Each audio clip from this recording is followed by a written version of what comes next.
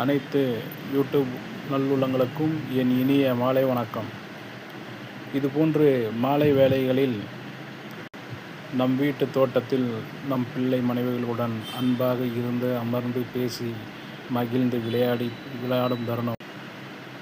இன்றைய நவீன தொழில்நுட்ப வளர்ச்சி நாகரிகத்தை நோக்கி நகர்ந்து செல்லும் நம் மனதின் தொடர்ச்சி இவை அனைத்தும் நம் மனதையும் நம் வாழ்க்கையும் பாழாக்கிவிட்டது. இன்றைக்கி பிள்ளைங்க வந்தாங்கன்னா ஸ்கூலில் படிக்கிறாங்களோ இல்லையோ, வீட்டுக்கு வந்த உடனே மொபைலை நோண்ட ஆரம்பிச்சிட்றாங்க.